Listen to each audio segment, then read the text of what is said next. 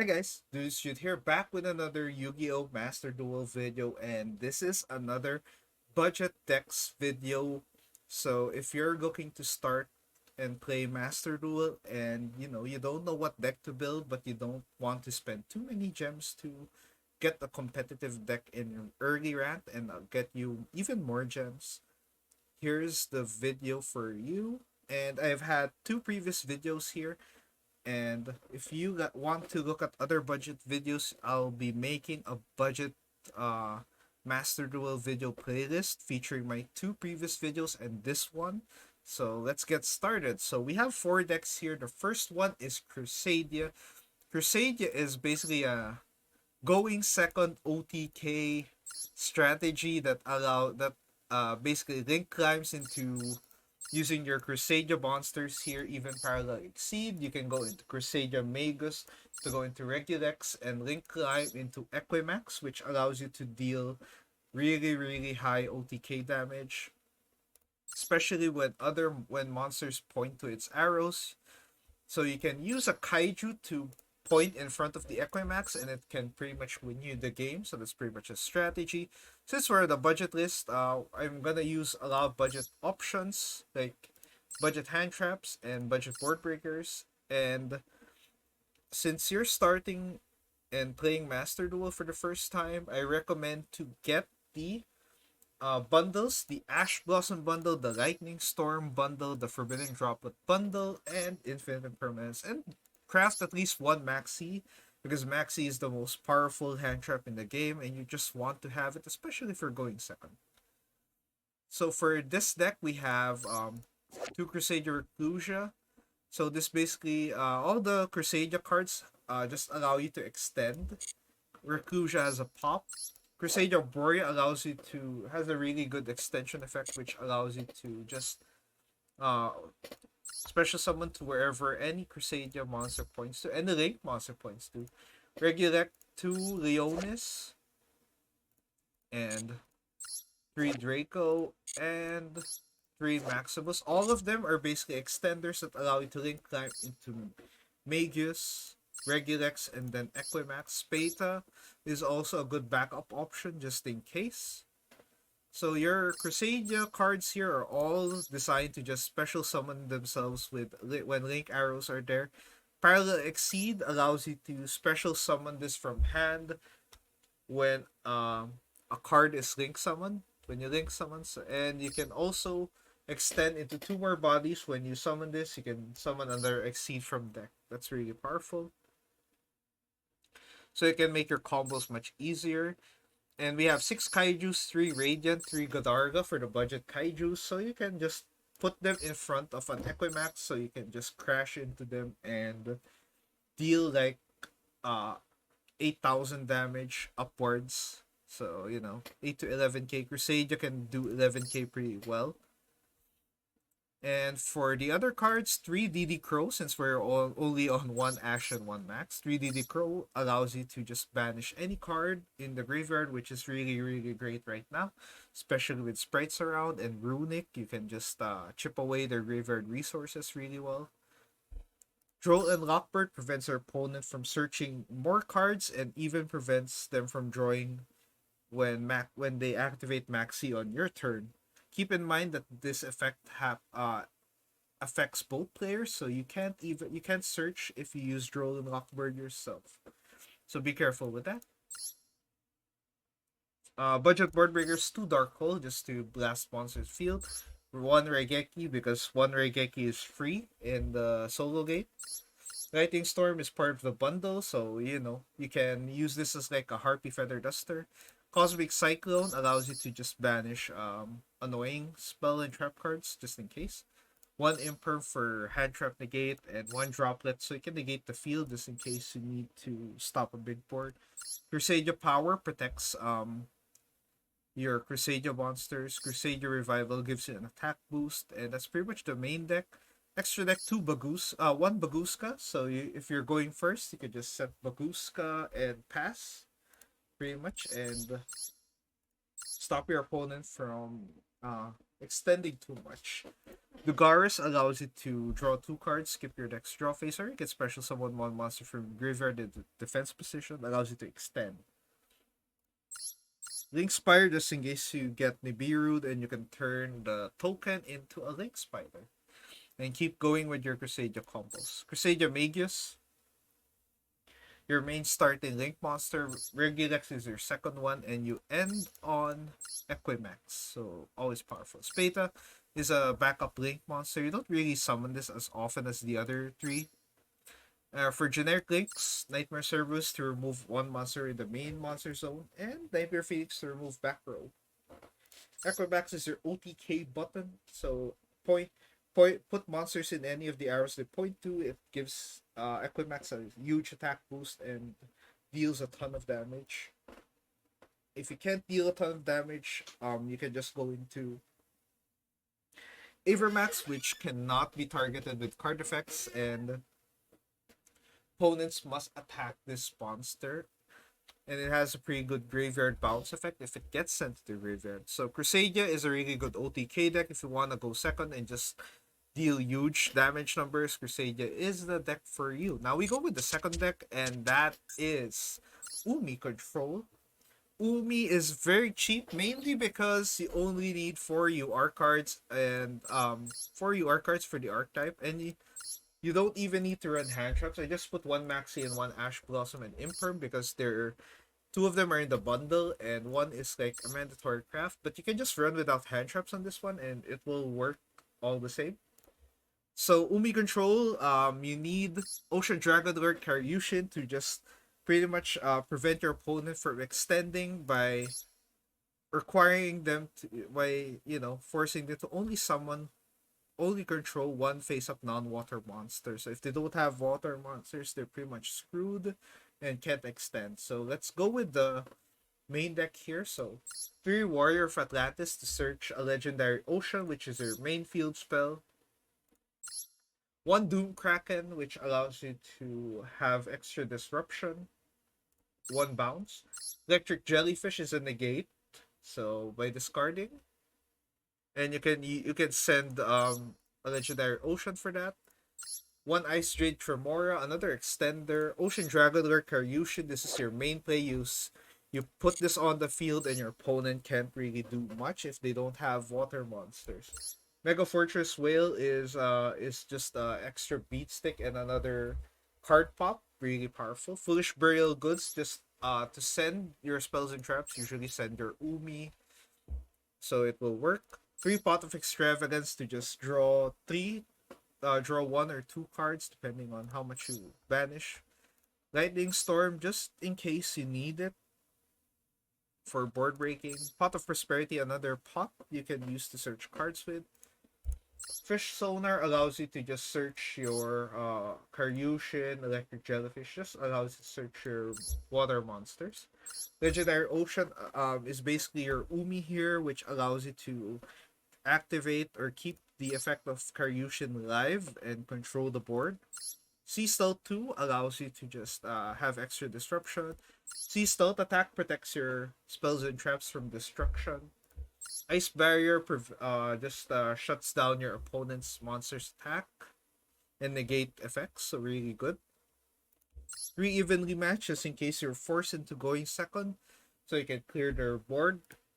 2 Goes in Match to pretty much lock your opponent into 1 attribute, so they can't even special summon more than 1 water monster if ever.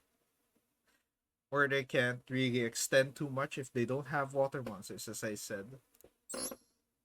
Extra deck, I didn't really care about this because you're just gonna banish all of them in Extravagance, but just in case I put water monsters here, just in case you need them. Next up, we have Rikka. So Rikka is a plant strategy which basically tributes you can tribute your opponent's monsters using when Rikka Con is on the field. And really nasty, it's a plant control deck where you can use Rivalry of Warguards and Gozen Match if you want to. Because most of them are water plant monsters and you can pretty much stun your opponent's board with 2 of these floodgates. So before we go into the main archetype, just once again, budget, DD Crow and Droll Lockbird, really great. Cosmic Cyclone is here. Of course, the bundle cards like Maxi, Ash Blossom are here. Regeki and Lightning Storm 2 and Imperm. 2 evenly matched just in case they force you again going to go second. But for the main deck, let's go. 3 Rikka Petal. One of your main ways to add another Rikka monster from your deck. And, just to extend, start your combo. Lone Fire Blossom, you tribute this to special summon any plant monster from your deck. Really powerful. And just to flex the little royal finish here, really cool. Primula, the Rikka Fairy, is another way to extend and increase levels by 2. So you could go into your Xyz place. You can go into Strenna or Kanzashi. Rikka Princess is a negate where you can tribute a plant monster or send this card from hand to graveyard. Really powerful. But this is great for extender because you can special summon this card from your hand. And it locks it to plants, but you don't care because everything you summon is a plant. Mudan, the Rikka Fairy, you can tribute to special summon this card, and you can add a Rikka spell and trap card. So you can usually add Rikka Glamour, which searches another Rikka monster, or Rikka Concon, which is your field spell that allows you to tribute your opponent's monsters. Really powerful stuff. Last, for the Rikka monsters in the main deck, Snowdrop is another tribute. And you can basically, this is what you need to use to go into your boss monster, which is Teardrop. So yeah, Glamour Search, Rikka Field Spell, and I mentioned the Floodgates. Rikka Sheet is another disruption. You can target one face-up monster opponent controls or tribute one plant monster, and they cannot activate face-up monster effects on the field this turn. Basically stuns them for an entire turn, which is really, really cool. And the aforementioned Floodgates, Rivalry of Warlords forces your opponent to play only one type, goes and forces you to play only one attribute. For the extra deck, 2 Rikka Queen Strenna, which allows you to just extend, and Kanzashi to special summon another plant monster, so you can just go into more combos that way. 1 Oria, the Sylvan High Arbiter. So another tribute, another disruption, really powerful. Your boss monster is Teardrop, the Rikka Queen, which detaches one material for this card. You can target one monster in the field to tribute it. You can tribute any of your opponent's monsters, which is nasty, and it gains 200 attack until the end of the turn for each tributed monster. So it's a big beat stick that controls the board. Really powerful. 1 Sacred Tree Beast Hyperiton. It's a negate depending on the materials it has attached on it. 1 Avalon Dryas, just to send one of the smaller Rikkas to the graveyard. Sunvine Gardna, which is another way to extend you one plant normal monster, so really handy. Aroma Seraphine Jasmine allows you to tribute one monster this card points to special summon any plant monster, which is really basically Lone Fire Blossom Part 2. Generic links, Nightmare Cerberus and Unicorn, and Phoenix, just in case you need to pop cards in the main monster zone or back row. And lastly, 1 Benghalser, the Resurgent, which allows you to just target one effect monster opponent controls, take damage equals to its attack, and bounce it back to your opponent's hand, which is always great to have. And that's Rikka. So if you want a plant control, and this is also way cheaper because Rikka Glamour, Rikka Concon, and I think Rikka Princess are part of the Rikka Solo Gate, so you get 9 cards in the archetype for free, which is always great.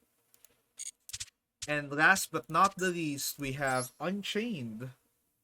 Unchained is a powerful mid-range or going second OTK strategy that uses up links where they blow their own cards up to extend into combos and set up their powerful link monsters and go in and link your opponent's monsters up on your opponent's turn. So really powerful. So we're gonna go with Unchained here.